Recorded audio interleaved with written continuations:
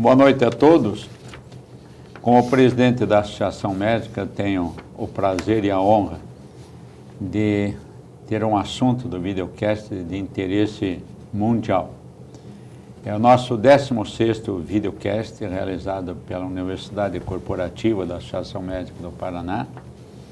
E o tema: a depressão é um transtorno mental que afeta mais de 300 milhões de pessoas no mundo, de todas as idades, conforme a Organização Pan-Americana de Saúde. E especialmente quando de longa duração e com intensidade moderada ou grave, pode se tornar uma crítica condição de saúde. Mas você sabe diferenciar a depressão da tristeza? Para esclarecer as questões relacionadas a este tema, de grande importância, tanto para os médicos quanto para a população, o nosso convidado de hoje é o presidente da Associação Paranaense de Psiquiatria, Dr. Júlio César Dutra. Ele é especialista em psiquiatria, psicoterapia e em saúde pública e integrante do programa de aperfeiçoamento em psicogeriatria do Instituto de Psiquiatria da Universidade de São Paulo. Também está aqui conosco para essa conversa nosso diretor, nosso professor, Dr. Luiz Renato Carazai, psiquiatra e professor da Universidade Federal do Paraná, nosso colega de diretoria na Associação Médica, que possui vasta experiência em saúde mental. Então, eu gostaria de passar a palavra inicialmente ao nosso diretor Carazai, que faz a moderação do tema junto com o Dr. Júlio. Então, uma boa noite e vamos dar início ao nosso videocast. Vamos. Boa noite a todos. Boa noite, Júlio. Prazer em estar aqui contigo nessa noite. Obrigado pelo Macedo estar conosco aqui também. Acho que é extremamente importante quando a gente pensa na questão de saúde mental. Eu sempre comento dentro da faculdade médica que o médico clínico geral, ele aprende a manejar todas as especialidades, mas tem um certo receio na psiquiatria. Talvez pela subjetividade que o tema tem, pela dificuldade no manejo até com a psicofarmacologia.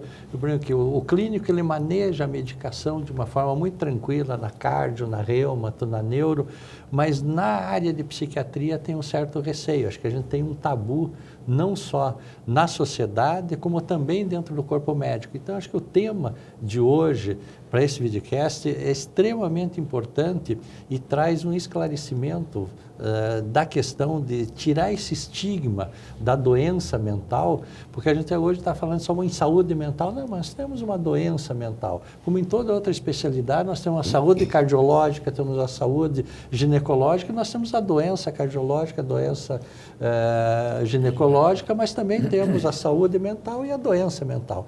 Então, acho que é importante nós, enquanto médicos, trabalharmos muito na quebra desse estigma, desse preconceito que existe dentro da sociedade.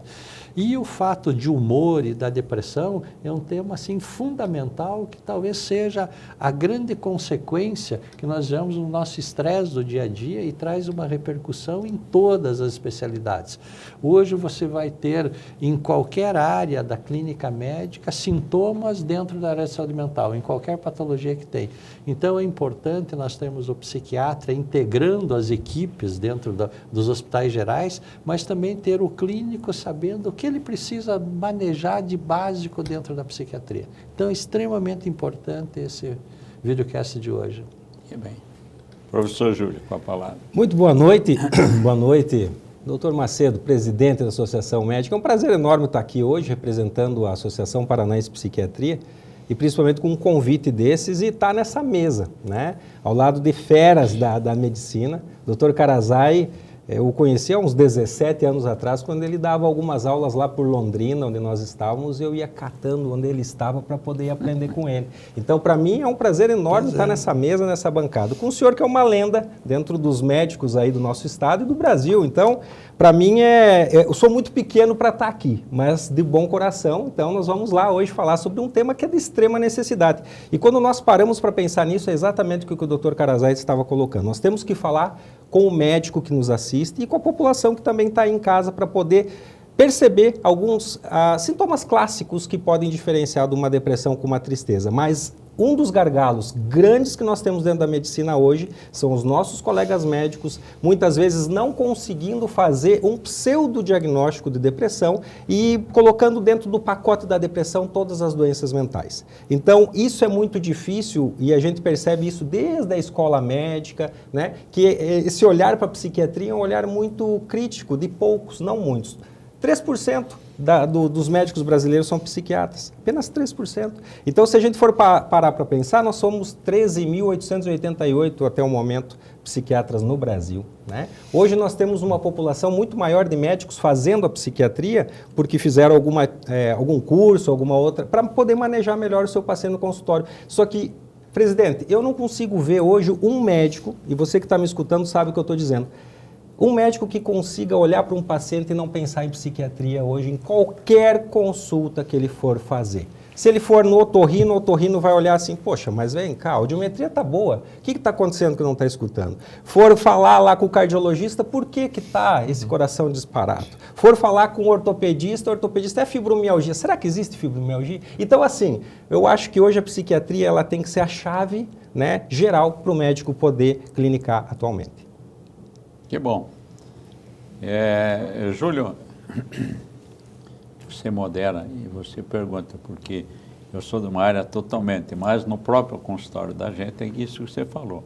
A gente sente que o paciente foi lá por uma doença específica da minha especialidade, que é a cirurgia vascular, mas você sente que muitas vezes aquilo que ela vai se queixar é de menos importância.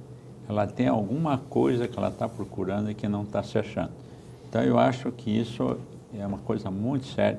Um dia desse eu atendi um paciente, que é meio parente meu primo meu, que foi consultar comigo e contou a história dele, contou a história de perseguição, não sei o quê. Eu estou com um carimbo de depressivo, né? Eu ando muito triste, eu ando muito isso, eu ando aquilo. Não tinha nada a ver comigo, né? Daí eu perguntei se ele fazia ginástica, que ele pudesse caminhar todos os dias para liberar endorfina, que é o hormônio do prazer, né? Você tem que fazer alguma coisa para sair desse marasmo e tal. Veja, faça isso, faça alguns exames, pedir colesterol, pedir aquela parafernália de exames para cuidar da parte circulatória dele. E me leva esses exames para a gente ver como é que está tudo que você poderia mostrar para mim. E depois eu posso encaminhar para você ver. Então, ele ainda não voltou, mas ele foi lá dizendo que ele estava com o rótulo de depressivo. Então, é uma coisa do dia a dia de consultório médico, né, cara? Sim, e acho que é importante, e a tua colocação, Marcelo, porque é exatamente a visão do clínico. E talvez isso que o Júlio trazia, que a psiquiatria faz parte desse campo hoje, mas eu volto um pouquinho atrás, na formação do nosso médico hoje, cada vez menos os nossos médicos estão querendo escutar o paciente, e estão querendo se antecipar num diagnóstico. E o paciente muitas vezes vem para o clínico com esse acolhimento, quer dizer, ele precisa falar, ele precisa contar da história dele, e essa história dele que está trazendo muitos desses sintomas. E talvez o ponto fundamental é qual é o risco que a gente tem, e aí eu gostaria do Júlio poder nos ajudar, nessa transição, né? Porque a gente diz, bom, eu tenho uma tristeza, e será que todo mundo pode ter tristeza? Quando que a tristeza passa a ser uma depressão? Existe uma linha que divide isso, ou isso é um espectro? Existe uma causa que nos traga uma tristeza, existe uma causa que nos traga depressão, talvez esse seja um ponto para a gente começar a abordar por aí, né? Eu acho que tem que saber diferenciar, justamente é isso que a gente precisa, né? E se a gente for olhar de uma forma bem... Depois nós podemos esminuciar, mas eu acho que assim, para ficar bem claro, né? Depressão, ela é contínua, é um processo de tristeza, é um sentimento de tristeza, de desalento, de falta de prazer, de falta de energia, que perdura. Não é algo momentâneo, não é algo que eu tenho um dia só e depois 3, 4 dias não tenho mais. É algo que eu tenho constantemente todos os dias e que muitas vezes eu vou conseguir perceber que só está aumentando. Ela não tem parada. Então eu posso estar em Paris, no melhor restaurante do mundo e eu estou triste. Mas eu estou... Que tipo de tristeza é essa? É uma tristeza depressiva. Então é um quadro depressivo. Eu estou aqui, eu estou triste. Eu posso ter fagulhas de sentimentos durante alguns momentos, etc., mas aquela tristeza me invade e eu continuo o tempo inteiro com aquela sensação. Por isso que a gente fala da tristeza. Porque se a gente for falar de sintomas da depressão, a gente vai pegar prazer e tristeza. Mas é uma tristeza contínua. Não é aquela tristeza de que eu fiquei triste porque eu não fui bem numa prova, eu fiquei triste porque eu briguei com meu namorado, então eu vou para dentro do quarto, eu choro, eu grito, eu esperneio, saio de lá depois dando risada, brinco, consigo levar a vida. A depressão, ela paralisa. Ela paralisa o ser humano, ela deixa a pessoa triste, sem prazer, sem vontade de agir, sem energia alguma e paralisa principalmente a tua atividade do cotidiano.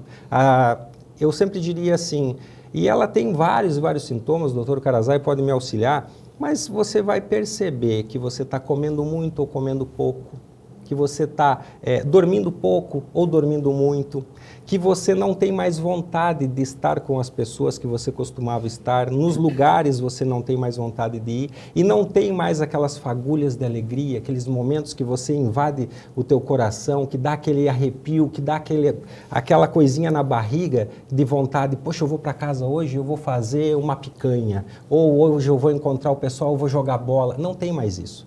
Ela te apaga.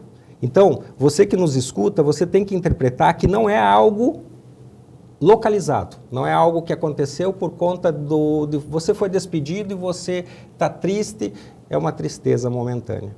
Agora, uma depressão é algo que você está carregando, que vem vindo, vem invadindo e vem tomando conta. A realidade é uma somatória, né?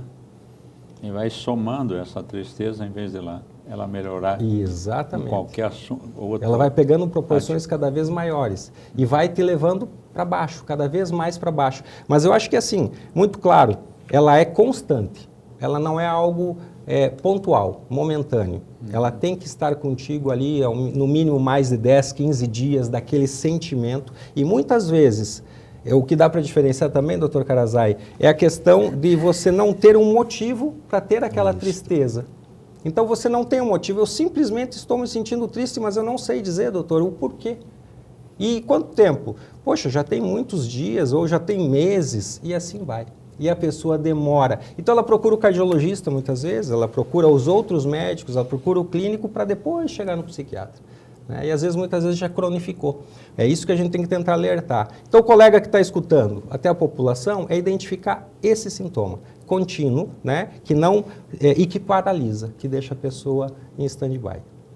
E acho que é importante nesse sentido, Marcelo, é natural que todos nós flutuemos o humor. A gente não é um robozinho. Então tem dias que acontece uma coisa boa, a gente está melhor, está sentindo com prazer, com vida, com emoção.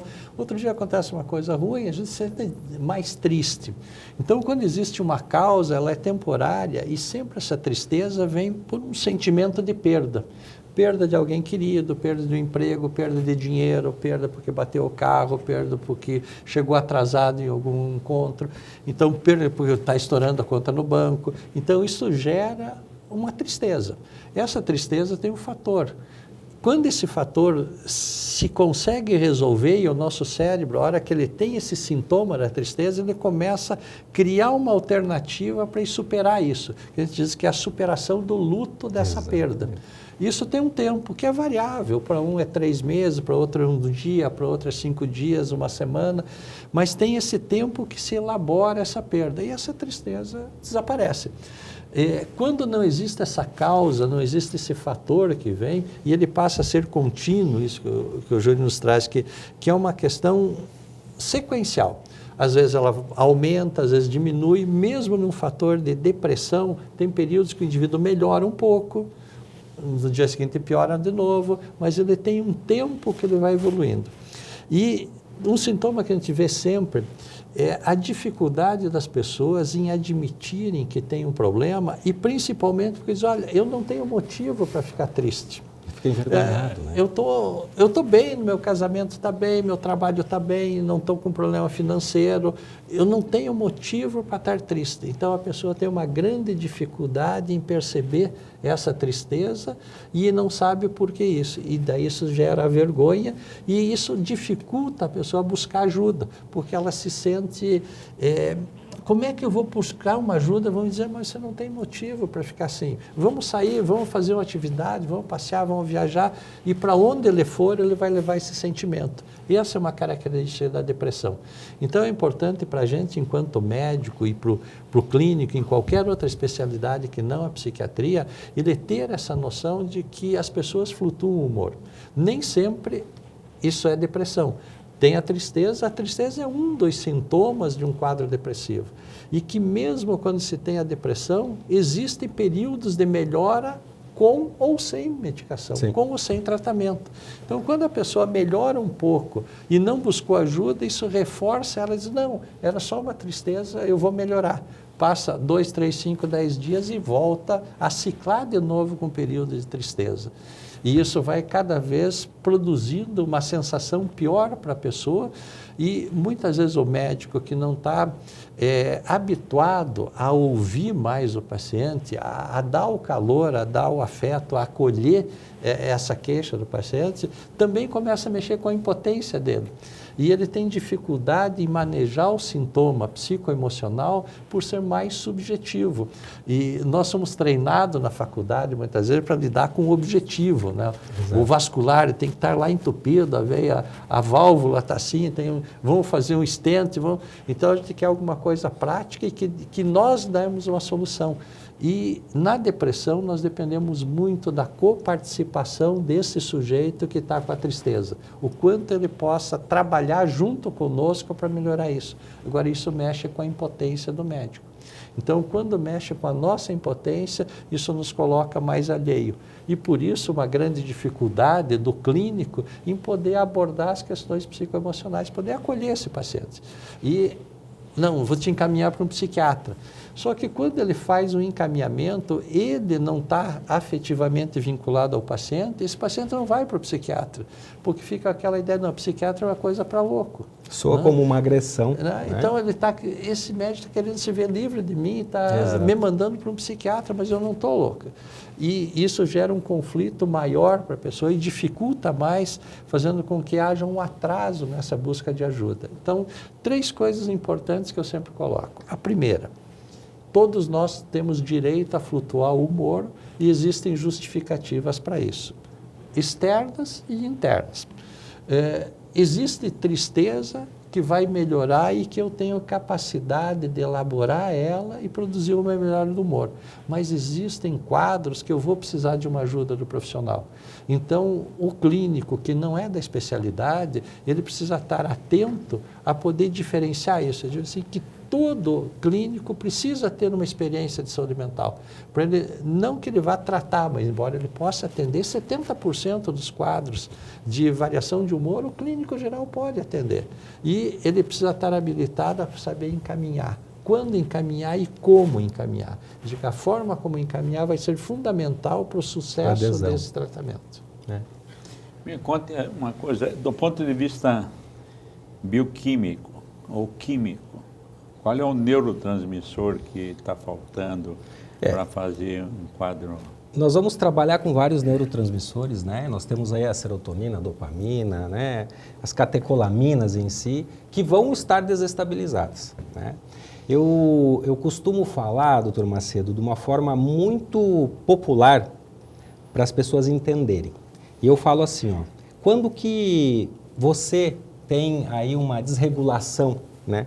É porque todos nós temos uma caixinha dentro da cabeça.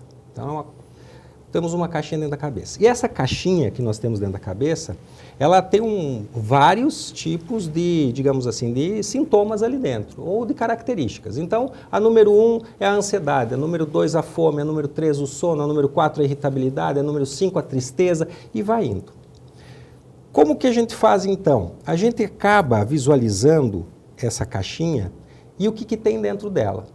E todas as noites, digamos assim, quando a gente dorme, o nosso cérebro carrega essas enzimas, esses sintomas, essas doenças ou essas características, e a gente chega a 100% no outro dia quando acorda. Então, quem está normal tem uma caixinha que está retinha aqui em cima, né? Agora, quando eu olho para a tua cabeça e olho lá dentro dessa caixinha, eu vejo que essa caixinha está toda desregulada.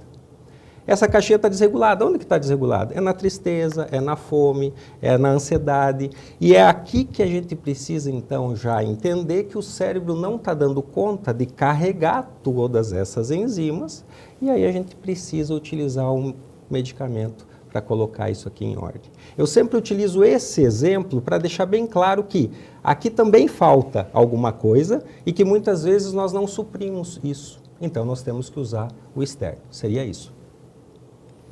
E se a gente for pensar nesse exemplo que o Júlio traz da caixinha, eu acho que tem um dado importante que existem fatores nossos biológicos, genéticos, e que essa conjugação de enzimas cerebrais que vão dar esse equilíbrio de comportamento. Então, quando eu tenho uma alteração, então, por exemplo, alterou serotonina, por qualquer motivo, automaticamente o cérebro vai tentar reequilibrar e vai alterar a dopamina, e vai alterar a noradrenalina, e vai alterar a melatonina. Então, ele começa a produzir uma tentativa de reequilíbrio. Por isso, os sintomas são arrastados, diferente de uma tristeza abrupta por um fator de uma perda. Essa tentativa de ajuste que o cérebro vai fazendo no decorrer do tempo que vai caracterizando os sintomas. E quando a gente vê esse espectro dos sintomas da depressão, a gente começa a ver que tem alteração de apetite. Então você tem o sujeito que é deprimido e passa a comer muito e vira obeso. Mas também tem o sujeito que deprime e para de comer e faz uma anorexia. Você tem o indivíduo que deprime e fica apático. Você tem o que deprime e fica agressivo. O que muda nisso? É exatamente essa tentativa do equilíbrio desses sintomas na caixinha. Então, nos faz pensar que, quando se vai discutir a psiquiatria em si, eu digo que a psiquiatria faz parte da clínica médica, porque ele está ligado a fatores emocionais, a fatores familiares, a fatores genéticos, mas ele tem uma alteração bioquímica. Como é uma alteração de um diabético, de um hipertensivo, ele faz uma alteração bioquímica. Aonde começou isso? Bom, aí já se torna uma coisa um pouquinho mais difícil. É uma questão química, que houve um desequilíbrio químico. Se houve esse desequilíbrio é porque ele está produzindo muito ou está produzindo pouco de neurotransmissor. Mas também eu tenho ele que ele está ligado a uma sinapse. Será que ele está queimando muito rápido esse neurotransmissor ou está muito lento? Ele está reabsorvendo muito rápido ou muito lento? Então, isso vai dar uma condição, daí sim mais para o especialista, que nos faz pensar que tipo de medicação é mais adequada. Né? Porque a hora que eu começo a entender esses sintomas, quer dizer, o que faz o complexo? Podemos nós três termos depressão aqui e cada um com sintomas diferentes. Sim. E, portanto, a medicação que vai ser indicada para o Macedo é diferente da do Karazai, que é diferente do Júlio. Isso talvez seja uma especialidade maior da psiquiatria. Mas o clínico pode pegar esse basal. Antes de chegar nessa filigrana de entender que tipo de neurotransmissor, mas tem coisas que são básicas, porque a hora que eu penso, eu vou usar algo que vai melhorar a serotonina. Bom, eu melhorei a serotonina, o nosso cérebro vai puxar as outras para tentar reequilibrar. Só quando ele não dá conta, nós vamos precisar nos socorrer de uma outra substância. Então, quando nós conseguimos entender que a doença mental ela está muito próxima da doença de qualquer outra área clínica e nos faz fazer o mesmo raciocínio, fica mais fácil do médico, porque eu digo que o grande estigma não está na sociedade, está no colega que não é da nossa especialidade. O maior estigma quanto à psiquiatria está dentro do corpo médico. Exatamente por não entender. E talvez quem é mais novo, né, eu brinco aqui, a gente mais antigo, a psiquiatria ficava meio relegada, até porque às vezes ela estava muito mais ligada à medicina legal do que ligado à clínica médica. Hoje a gente tem que são muito ligados à neuropsiquiatria, ligada à clínica médica, então isso faz com que as pessoas consigam entender o indivíduo mais próximo da clínica do que um quadro que eu não entendo, porque a grande dificuldade que o médico tem em lidar com o paciente é o desconhecimento e o não entendimento. Quando eu não entendo aquilo que está acontecendo com o paciente, eu tendo a criar uma certa aversão e eu me afasto. No momento que eu consigo entender que se eu fizer uma radiografia, uma tomografia, eu vou encontrar onde que está errado, fica fácil, está palpável. Mas nós, como médico, fazemos um raciocínio muito quadradinho. Se eu não tenho um exame que me dê o dado, como é que eu vou tratar isso? Porque eu não estou conseguindo ouvir, não estou conseguindo acolher o paciente. Então, essa diferença faz com que a gente entenda que eu vou ter vários tipos de paciente com uma mesma doença, com sintomas bem diversos, embora eu tenha um bloco que é muito próximo. Esse bloco vai diferenciar que tipo de condição a gente vai usar no tratamento. Quando você falou nessa caixinha dentro do cérebro, a gente lembra de um livro chamado Semente da Vitória, que foi escrito pelo Nuno Cobra. Nuno Cobra, um fisiologista do Ayrton Senna. E ele fala, dentro deste livro, um capítulo sobre o sono, que ele acha que para você ter uma vida saudável, você tem que dormir 8 horas. E a grande maioria de pacientes, quando você fala para ele, olha, o sono é fundamental, 8 horas. Não, mas eu não consigo dormir 8 horas. Outro, não, mas eu durmo 6 horas e estou pronto. Ou eu durmo mais de 8 horas, isso não vai fazer mal. Mas o Nuno Cobra explica que nossos órgãos têm uma caixinha. E dentro dessa caixinha, tudo que o fígado metaboliza, tudo que o rim metaboliza, tudo que o coração, o pulmão, todos os nossos órgãos durante o dia, estresse, sudorese, poluição, tudo aquilo que te incomoda durante o dia, que você libera radicais livres dentro da circulação sanguínea, quando você dorme, cada caixinha dessa de cada órgão vai metabolizar e você acorda novo. Então, tem um outro livro do Sêneca, filósofo grego, que fala, ele escrevia para um amigo dele, isso há 20 séculos atrás. Ele nasceu 4 anos antes de Cristo, hoje ele teria 2029 anos. E ele escrevia para um amigo dele chamado Lucílio, no livro, não sei que tipo de caneta no Império Romano, não sei que tipo de papel, ele escrevia para o Lucílio dizendo, Lucílio, o daqui a pouco não existe e o agora a pouco já passou. Deixa de ser ansioso, deixa de ser depressivo, você tem que viver minuto a minuto da tua vida.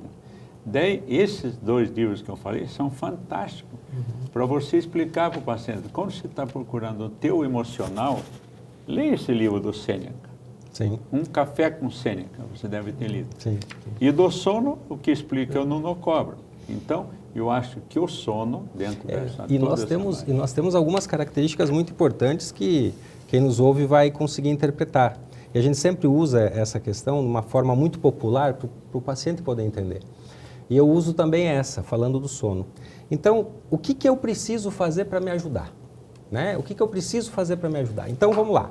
Se eu chego num momento em que eu preciso do psiquiatra, eu tenho que perder esse preconceito, tenho que ir atrás de um psiquiatra, assim como eu vou atrás de um cardiologista, a mulher vai atrás de um ginecologista, eu preciso passar com um psiquiatra, eu preciso ir lá pelo menos saber dele, como é que está a minha cabeça? Está boa? Está legal? Então vamos para casa. Né? Muitos pacientes passam por nós e saem sem receita de medicamento, saem com orientações, saem com outras coisas que eu quero falar aqui, que seria isso. Então, psiquiatra, preciso perder esse preconceito, o estigma, e eu vou fazer o seguinte, eu vou procurar um psiquiatra quando precisar. Outra coisa muito importante, eu preciso procurar a psicóloga, eu preciso fazer terapia. Se for indicado fazer terapia, eu preciso fazer terapia, eu tenho que abraçar essa profissão, eu tenho que exaltar os psicólogos, eu tenho que dizer para eles o quanto eles são importantes e fundamentais para a saúde mental. Né? Tanto quanto o psiquiatra, nós não podemos desfazer disso, né? Nós temos que nos unir. Então, eu oriento, vamos lá, vamos no psicólogo, vamos no psicólogo. O que mais que eu preciso fazer para me ajudar? Eu preciso dormir bem. E aí vem a questão do sono. Eu tenho que dormir bem, eu tenho que pensar exatamente isso. Enquanto eu durmo, tudo vai se organizando, essas enzimas vão subindo e eu vou me adequando. Eu preciso pensar no que mais? Me exercitar. Eu preciso fazer atividade física. Eu preciso liberar essas endorfinas. O que mais que eu preciso? Me alimentar bem.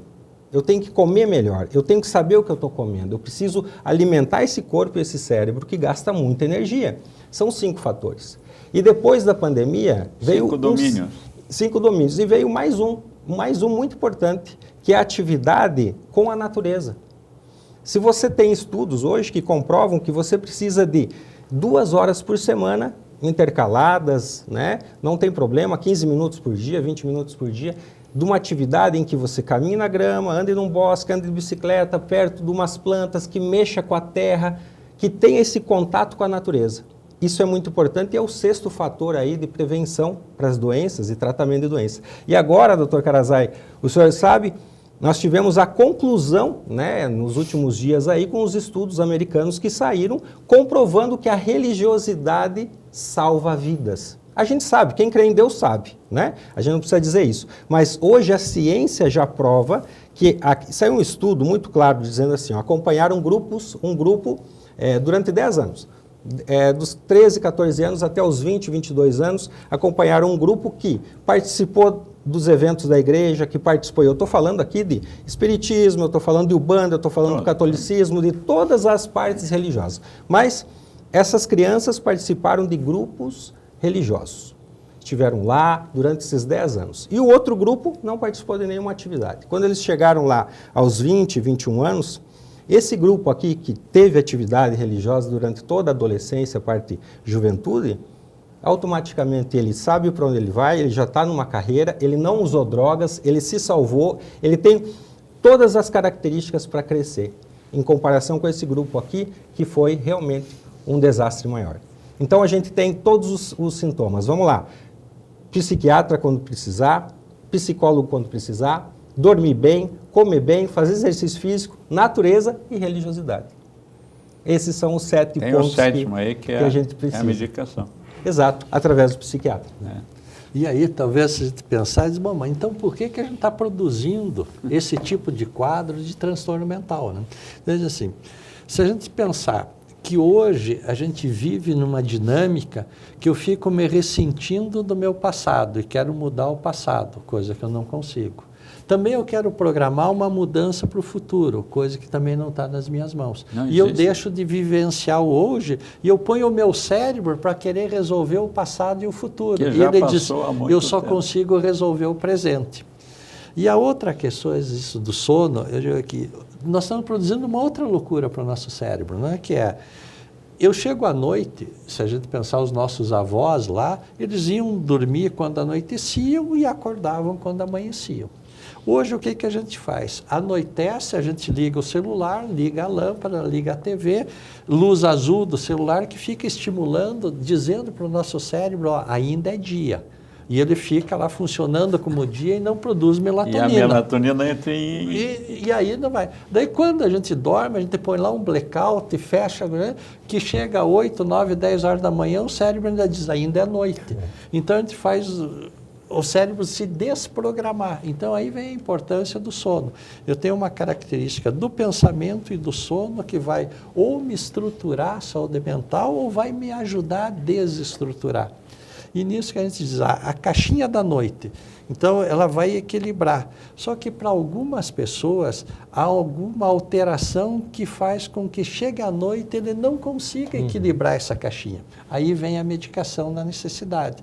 Porque por mais que ele faça atividade física, ele tenha espiritualidade, ele tenha uma boa alimentação, ele tenha uma convivência saudável, familiar com a natureza, mas mesmo assim ele dorme às 8 horas e ele acorda, parece que ele está prostrado, que ele não tem energia. Bom, aí nós temos um sintoma de uma depressão, que produz com que, por mais que ele faça todo o movimento para aquela condição, ainda ele não consegue, falta a partida. E aí entra o psiquiatra nessa avaliação, que vai estimular isso com uma medicação, ou para aumentar a produção, ou para aumentar a reabsorção, para produzir um auxílio nesse equilíbrio.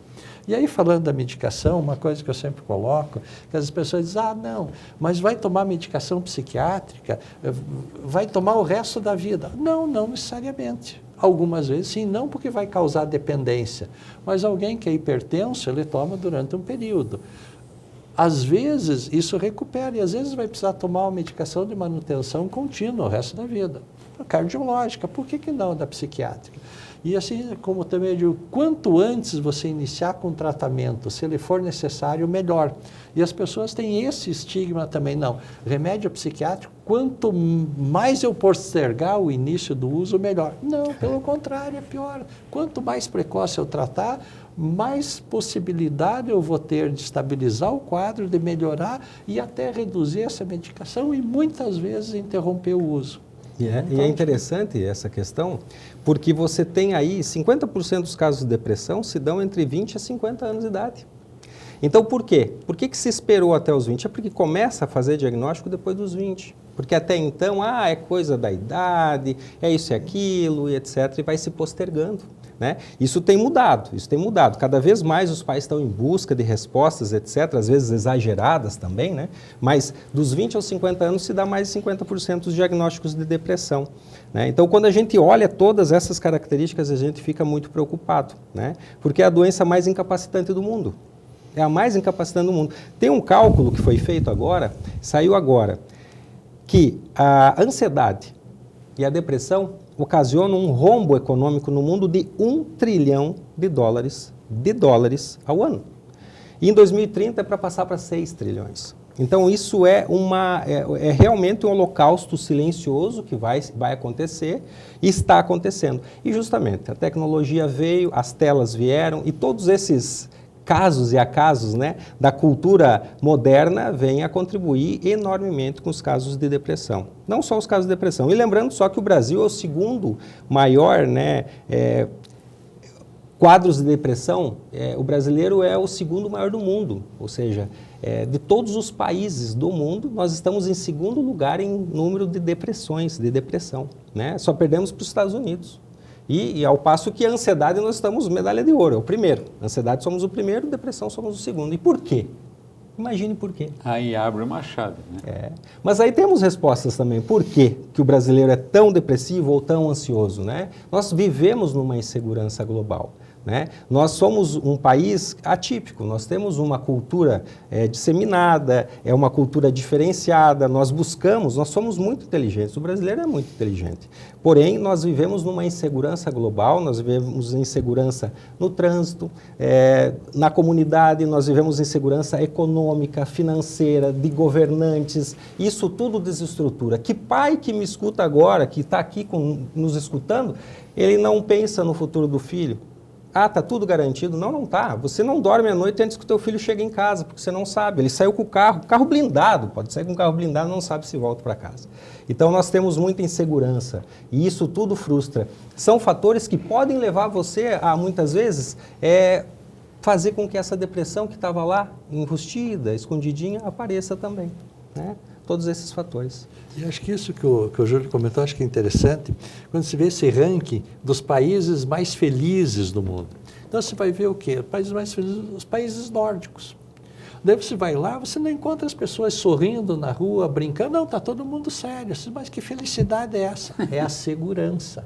A pessoa está numa tranquilidade, ele não está querendo conquistar muita coisa, ele quer ter uma boa qualidade de vida. Isso é felicidade. Diferente do que a gente imagina aqui, que está rindo ou não está rindo. Isso não é a felicidade, isso pode ser a alegria, mas a felicidade está nessa segurança. Né? E um dado importante, agora eu vou para a antítese desse problema, quer dizer, o estigma. Por outro lado, nós temos uma sociedade que busca patologizar o indivíduo.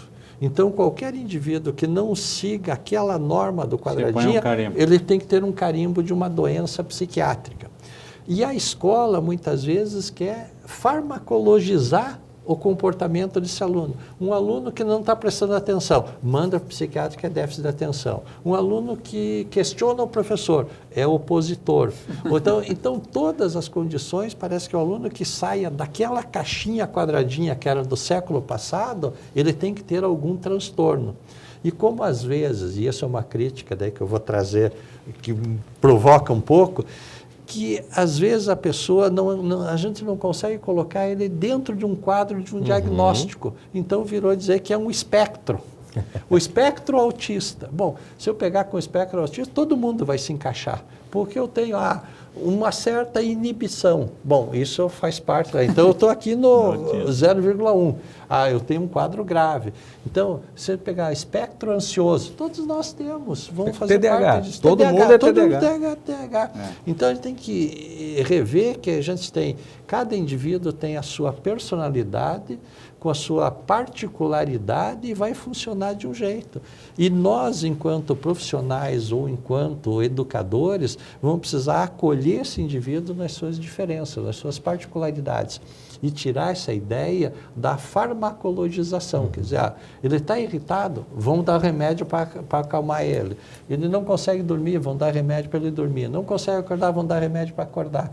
Então, um movimento que eu tenho, uma sociedade que busca patologizar o indivíduo na questão mental, uma escola que busca farmacologizar esse indivíduo e um indivíduo que se sente perdido nisso e que vai acabar indo para um abuso de substâncias, de álcool, de maconha, de cigarro, de medicação, até porque vê esse contexto, né, do processo evolutivo. Então, a gente põe num bloco que, se por um lado eu tenho o estigma, por outro lado eu tenho uma sociedade que nos pressiona para isso. Eu brinco que é o mesmo caso que a gente vai discutir alcoolismo, né? A sociedade empurra o indivíduo para que todo mundo deva beber, porque quem não bebe é chato. Agora, quando você começa a beber um pouquinho demais, você também é isolado da sociedade. Então, ela quer que você beba, mas não beba muito. Ela quer que você se comporte, mas se você tiver qualquer alteração, isso também não é adequado. Então, talvez a gente tenha que requestionar não só a nossa condição enquanto a saúde mental, mas a saúde mental coletiva, como um contexto social. E aí a insegurança vem fundamental. Né? Pegar o Agora, gancho. Vocês são psiquiatras. Me expliquem. Você mora num condomínio, né, de tantas casas. As pessoas... O mundo está muito esquisito. As pessoas não abrem a janela do carro para dar bom dia. Você está saindo de casa de manhã, está passando um carro atrás do condomínio, sabe? E eu olho. O sujeito não abre, diz, bom dia. Mas o que é isso? É um mundo totalmente louco, tá? Eu, quando fui morar num condomínio, eu achei que, vou morar numa comunidade que vai ser... Sabe, muito relacionamento, muita conversa, vamos fazer jantar, vamos fazer...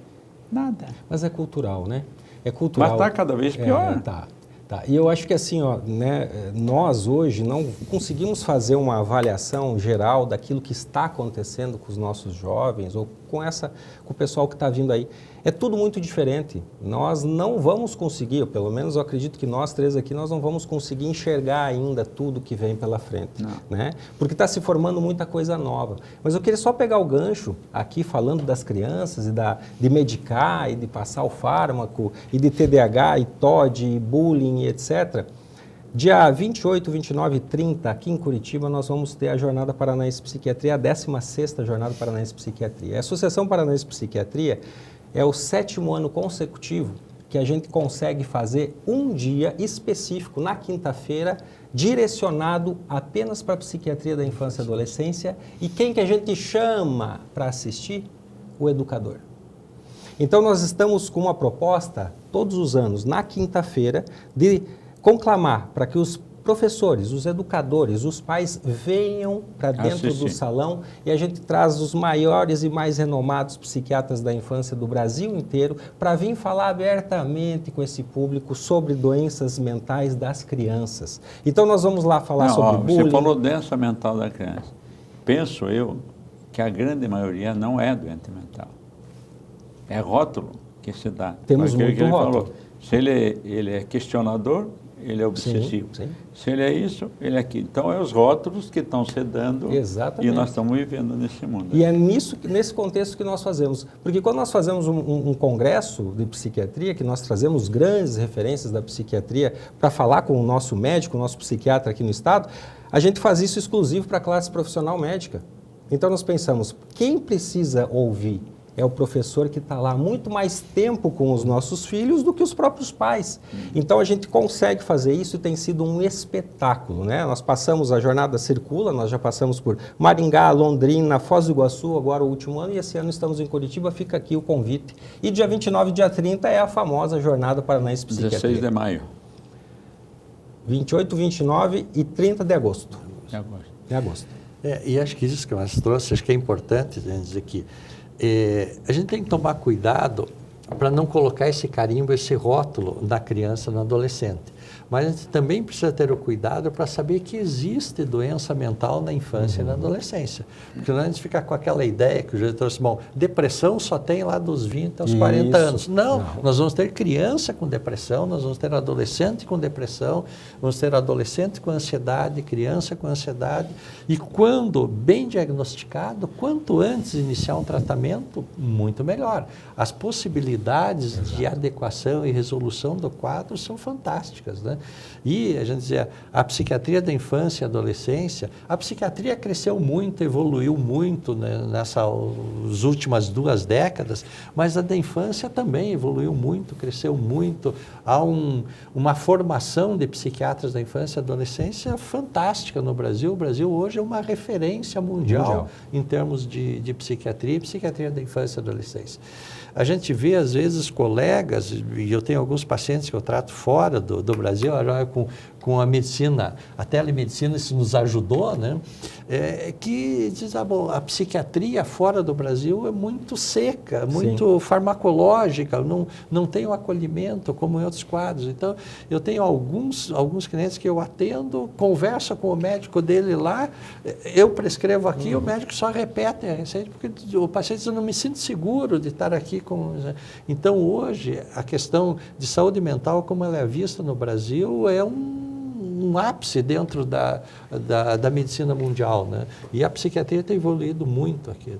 Eu queria deixar a todos os nossos participantes que estão assistindo, os nossos professores estão aqui para responder questionamentos, perguntas, dúvidas que vocês tenham. Entrem aqui em contato através do videocast para que eles possam responder. Estamos ali com uma câmera ligada. Gostaria de saber se a depressão é hereditária, pois meus pais tinham, eu e mais 2 irmãs também temos. Ela é uma doença igual a qualquer outra doença. E principalmente a gente pode sempre fazer uma analogia, como disse o Dr. Karazai, com a hipertensão, né, e com a diabetes. Então, se eu tenho uma propensão maior a desenvolver diabetes, porque meus pais tiveram. Ou eu tenho hipertensão, porque eles tiveram. E a depressão é a mesma coisa, né? São doenças, a gente tem que entender que a depressão existe e ela pode ser tratada como a diabetes como qualquer um outro, basta procurar ajuda. Mas que existe, né? E que a gente não pode apagar, dizer que ela não existe. E o que mais dói para o psiquiatra é isso, né? A esposa que vem lá no consultório e diz assim, meu esposo não sabe que eu estou aqui, ou meu pai não sabe que eu estou aqui, porque se ele souber, ele é contra. Por quê? Porque ele não acredita nisso, ele diz que é falta de Deus, é falta de exercício, é falta de inchada, é falta de alguma coisa, né? E ele não acredita nisso. Essa pessoa é a pessoa que faz o pior desserviço que existe.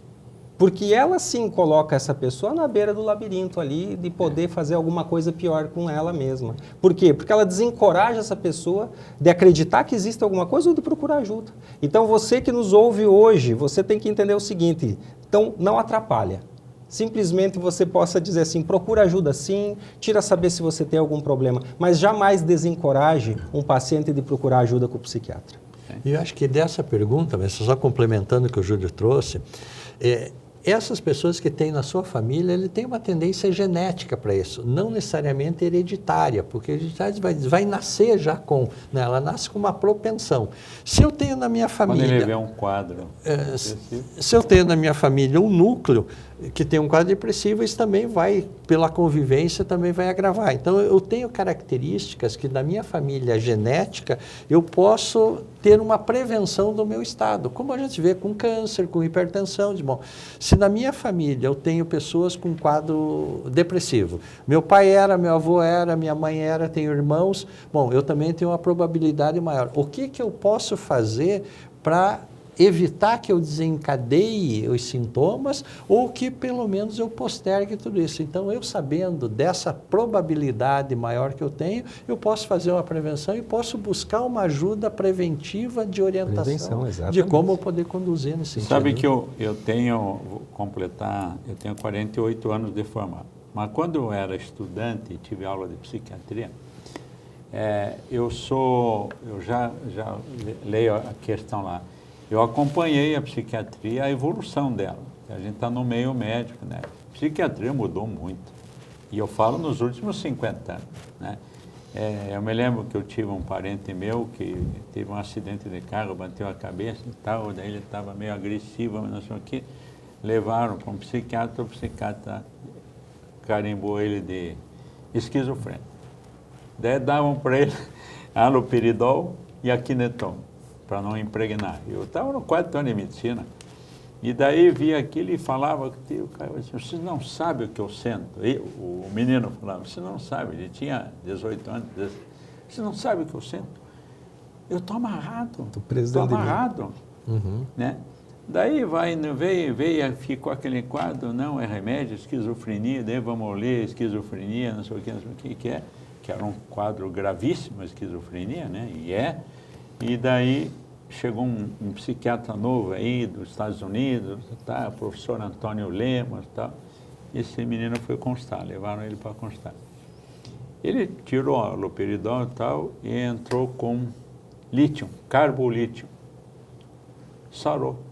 Acabou aquela amarra que o guri estava e ficou normal com carbolítio. Exatamente. Então, são coisas assim que a psiquiatria, eu me lembro, eu como estudante, aula prática no Hospital do Alto Botelho, então fazia um eletrochoque, era coisa horrorosa aquilo, né?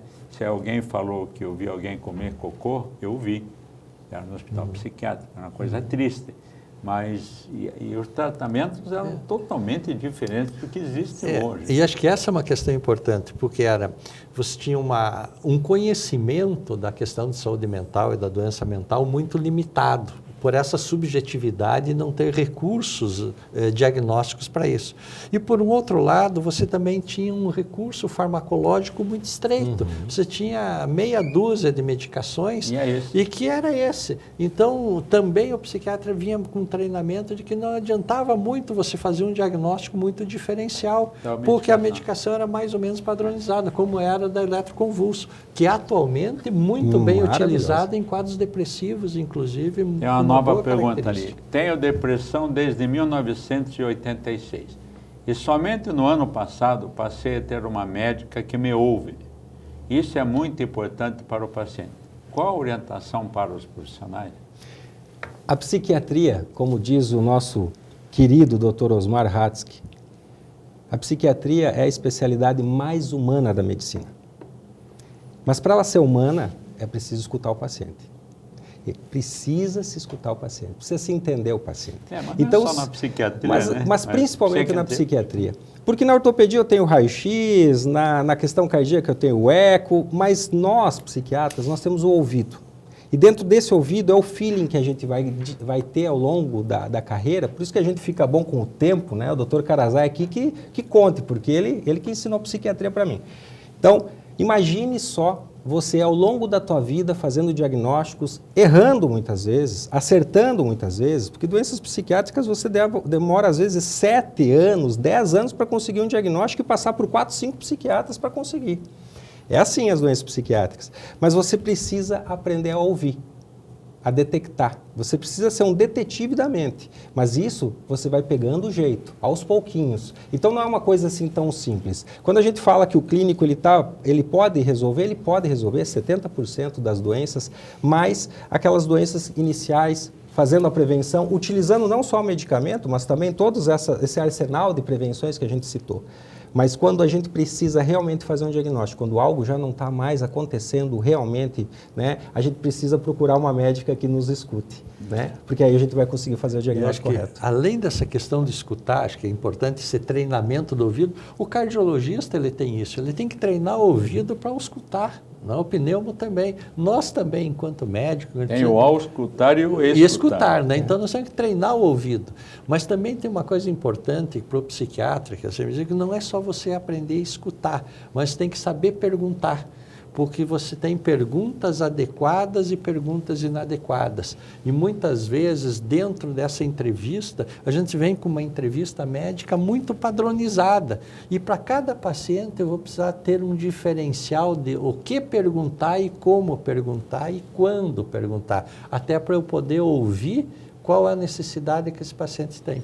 E uma pergunta inadequada bloqueia o paciente. Tem mais uma pergunta. A depressão pode ser causada por medicamentos ou outras doenças?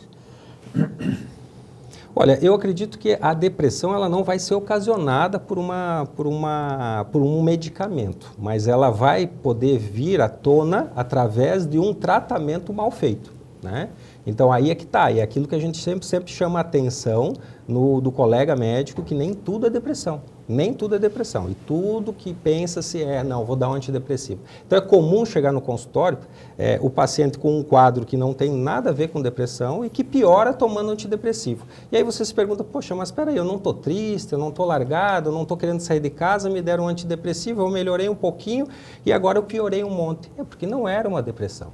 Né? Então a gente teria ali outros quadros, uma bipolaridade, uma depressão, né, bipolar ou algumas outras coisas. Então o diagnóstico ele não se baseia numa questão só, E acho que tem importância nisso, que outras doenças não vão causar depressão, mas tem sintomas de tristeza e sintomas depressivos que fazem parte do quadro clínico de outras doenças. Assim como tem várias medicações que têm por efeitos colaterais sintomas depressivos, que são as tristezas, ansiedades, sonolência, inapetência. Então, muitas vezes tem que pensar que existem efeitos colaterais das medicações também no lado psiquiátrico, de uma medicação clínica e de uma doença clínica. Né? E é muito comum a gente pegar no consultório, o psiquiatra, chegar lá, fazer a anamnese, pedir os seus exames, né? A gente pede muito exame de sangue e nesse exame a gente vai conseguir ver o quê? Que a pessoa tem um hipotiroidismo. Ou então a gente diagnostica que a pessoa tem uma apneia do sono. Então não é um quadro depressivo, tem sintomas de depressão e é ocasionado por outros tipos de doença. Pode ser que seja essa pergunta que ela fez. Será que uma doença pode, né, estar provocando uma depressão? Às vezes não. Às vezes essa doença tem sintomas da depressão que a gente acaba confundindo. E no exame muitas vezes a gente diagnostica. Então você veja como passaram-se décadas, não, séculos e séculos, né? E o ser humano é o mesmo. Exato. Né? Hoje, com mais diagnóstico, com mais tecnologia. Mas o Sêneca falava, né, que se você tem um problema para resolver, não conseguiu resolver, não leve para a cama. Porque o cérebro, ele escreveu isso, o cérebro é useiro em vezeiro em fazer filme de terror. Então, isso qualquer um de nós. Você tem um problema que você não resolveu, às vezes você acorda pensando nisso e você perde o sono. Quer dizer, então, não leve para o teu sono para atrapalhar alguma situação que você não resolveu, que teoricamente resolvida está. Acaba falou isso há 21 séculos atrás. E acho que uma coisa importante a gente colocar que quando a gente fala de depressão, a gente está falando de várias máscaras diferentes. Você vai ter depressão na infância com uma característica, no adulto com outra, no idoso com outra. Muitas vezes tem uma característica de depressão no idoso, é um quadro semelhante a uma demência, como se fosse um Alzheimer, uma pseudodemência, e você trata com antidepressivo e melhora um monte. Ou até uma infecção de urina. Infecção urinária. No idoso. Então você vai ter características, então cada indivíduo tem uma depressão com uma característica muito própria. A pergunta do Dr. Nelan. Dr. Nelan, nosso ex-presidente aqui da Associação Médica.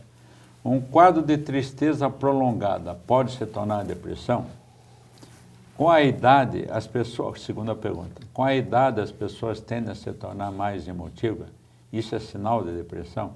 Eu, com a idade, choro mais fácil, com certeza. Agora, as respostas são dos nossos psiquiatras. Teoricamente, eu acho que todos né, ao ganhar um pouco mais de idade, ter todo esse processo de vida, vai criando uma maturidade muito maior, memórias afetivas, memórias visuais, sonoras, de todas as partes, que vai fazer com que você se emocione mais, né? Eu digo que a terceira idade tem que estar emocionada sempre, nem que seja para o choro. Então não faz mal chorar. Chorar muitas vezes é lembrar com saudade de algo. Né? Não teoricamente que você, por estar saudoso, você está depressivo. Só que eu acho que muitas vezes o que a gente precisa é exercitar esse cérebro, exercitar esse corpo. A gente não pode ficar parado, né? E aí o idoso, a característica do idoso é o quê? É ficar dentro de casa, a vozinha fazendo tricô e o outro lá, o vozinho jogando baralho, né? Não faz uma caminhada, não sai de casa. Atrofia o cérebro. Atrofia, né? Totalmente, né? Então a gente vê aí que essas características que têm que ser mudadas e o brasileiro precisa dessa psicoeducação. Acho que uma dentro coisa do quadro de tristeza ali. Acho que do quadro do Nerla, que o Nerla traz, não é que a tristeza prolongada cause ou se torne uma depressão, mas essa depressão que vinha latente, esse sintoma de tristeza contínua já pode ser o pródromo dessa depressão. Né? Então, acho que isso é importante. E, por outro lado, à medida que as pessoas vão passando a idade, também a gente se permite a se emocionar mais do que o jovem, que vem de uma cultura de que o jovem precisa ser mais compacto. E com uma ideia de que enquanto eu estou sendo racional, eu tenho mais controle. E eu não me emociono por medo de perder o controle e que as pessoas achem que eu estou fraco em decorrência dessa perda de controle. Então, à medida que a maturidade vai chegando, a gente vai se permitindo a sentir mais, a trazer essas lembranças, recordação, a viver mais e fazer mais parceria. Então, eu digo que muito mais do que essa emotividade, uma permissividade que nós nos damos para explorar os nossos sentimentos, que são adequados e são naturais. Então, isso não é um sinal de depressão. Olha, foi um show, vocês dois brilharam muito. Espero que o nosso público... como ajudar alguém com depressão? Vamos lá, você que está nos ouvindo agora, se você perceber que alguém do teu lado mudou, está mudado. Essa pessoa não conversa mais, ela não olha mais, ela não está mais se cuidando, ela ganhou peso ou emagreceu demais, ela chega do teu lado, está triste, ela não faz mais parte do vínculo social, ela não sai mais, é alerta. É alerta. Essa pessoa está passando por alguma dificuldade.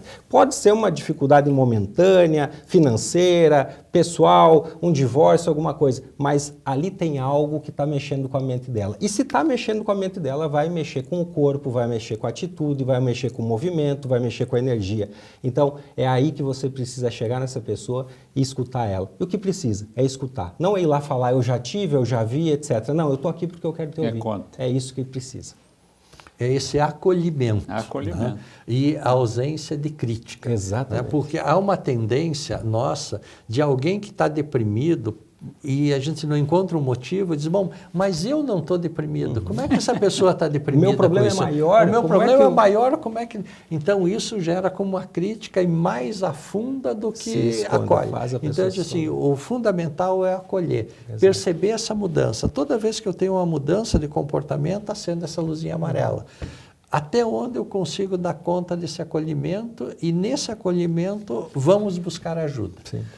Não adianta dizer, você precisa buscar ajuda. Diz, não, vamos buscar ajuda. Exato. Eu estou junto contigo nessa. Eu estou contigo. Acho que esse é o ponto fundamental. Né? Olha, obrigado, doutor Júlio Dutra, nosso presidente da Sociedade Paranaense de Psiquiatria, nosso professor Carazai, aqui membro da nossa diretoria, com muito orgulho. É um porto seguro durante as nossas reuniões. Quando alguém está meio excitado, meio depressivo, ele já entra com a palavrinha dele e equilibra toda a diretoria. Então, eu quero agradecer a todos que participaram, agradecer aos nossos funcionários, nossos jornalistas, todos que para a nossa diretoria como um todo, e partiremos para uma próxima videocast, que os senhores também serão convidados. E obrigado e até a próxima. Até logo.